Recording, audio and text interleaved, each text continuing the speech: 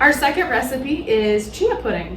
Also highly customizable. You can do any flavors you want. We're going to be doing spiced apple today. Yes, we're shooting this in the middle of November. It's a couple of weeks before Thanksgiving, so spiced apple had a nice feeling to it. And you want to go through the recipe ingredients? Yeah, absolutely. So really the base recipe is 2 ingredients, chia seeds and some kind of milk. We like coconut milk.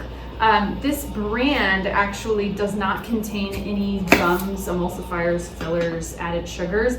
This is the only brand that we've found native forest that doesn't have any guar gum. Why might guar gum be a concern? So all of these, what we call emulsifiers, locust bean gum, guar gum, there's many different emulsifiers or thickening agents that make something like coconut milk come out more creamy or rich.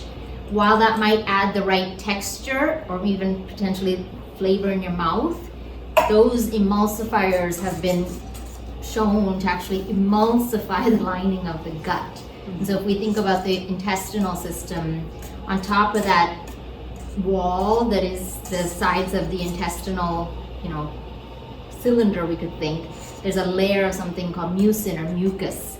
And it's that protective layer that helps us not get certain diseases. And emulsifiers emulsify that mucin layer. So it's not something we want to put in our mouths when we eat something. So we searched specifically for coconut milk that had one ingredient, which is coconut milk. Yes, the fewer the better.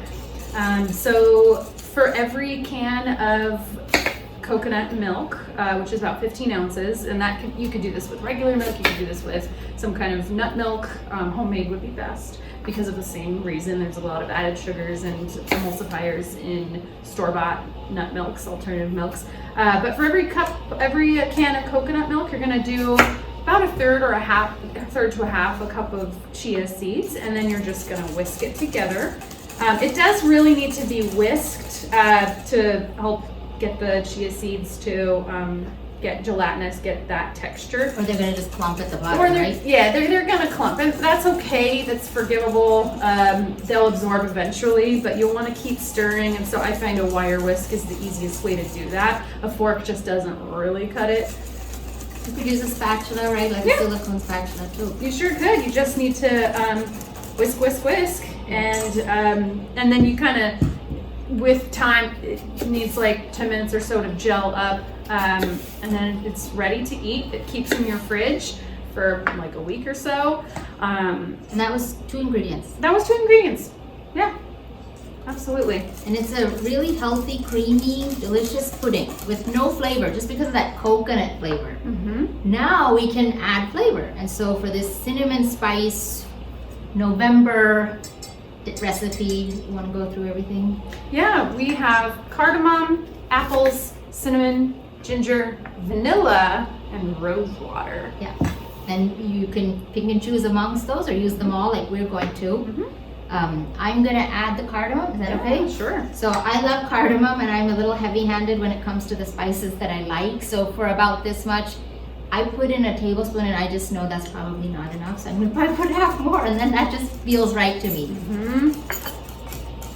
Everything you've made that you've spiced is just so good, and you've taught me to not be shy with spices. Yes, and I think the only one that I have learned the hard way on not using too much of is turmeric, because that can add a bitter, pungent flavor.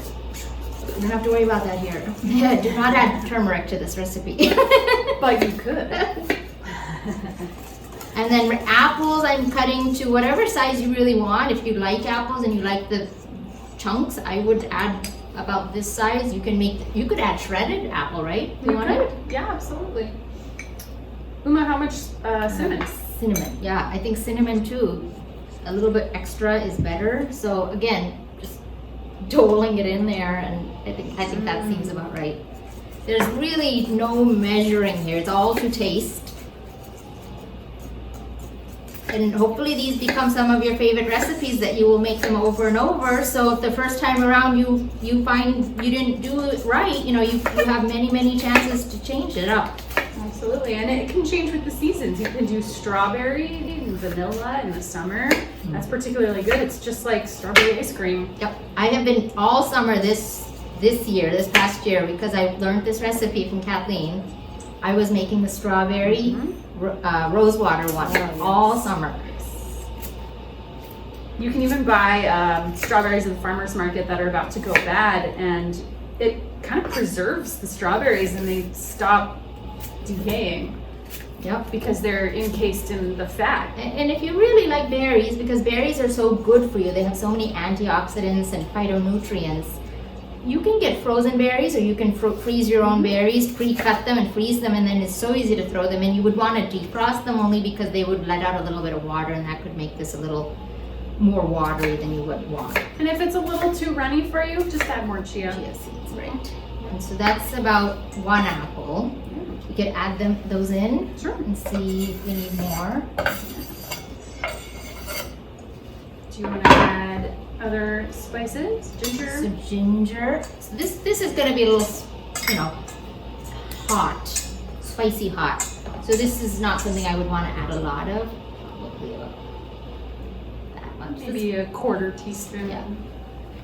And if somebody really wants more of a gingery flavor, you could do fresh ginger, and you can always add it at the end. And you added vanilla already? I have not. Vanilla I will let you do, and rosewater I'll let you do too. 1 more apple, right? Sure. I'm gonna do a taste test. Taste as you go.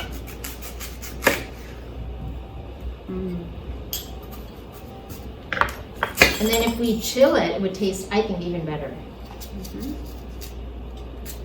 Makes a good snack, middle of the day, good breakfast. Very filling. Dessert. Tons of fiber in the chia seeds. Omega-3s. Very filling. And calcium. Really? No. Learn something new every day.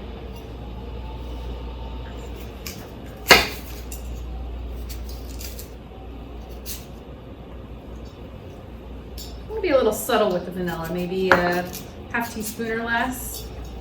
And we don't have it, but I think nutmeg would go well in this. Ooh, yes. Think pumpkin pie spices. Yeah. Allspice, clove.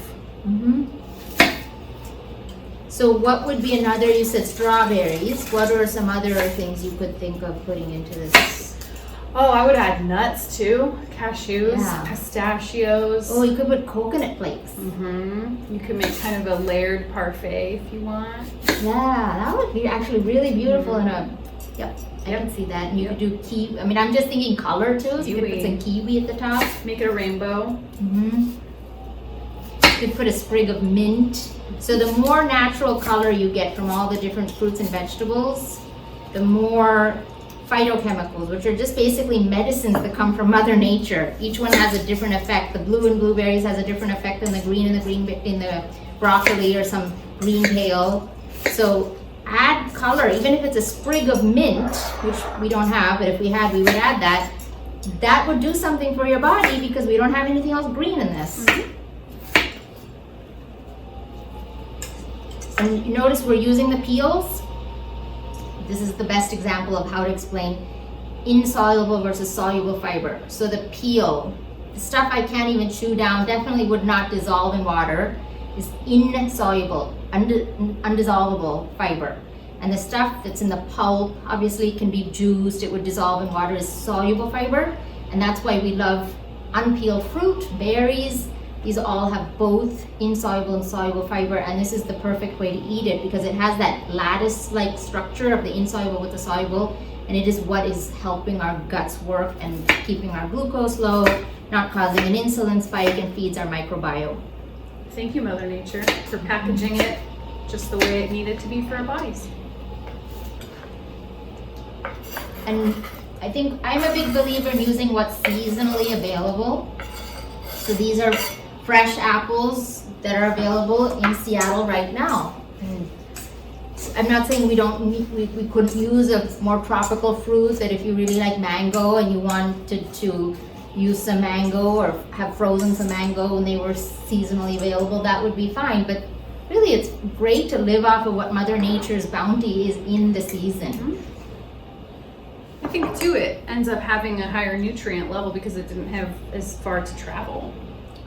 Yeah, that's That's it. That's it. We have a chia pudding, and we will chill it and then serve it alongside the bagels. Yeah.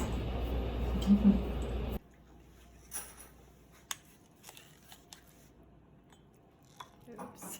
That is ugly.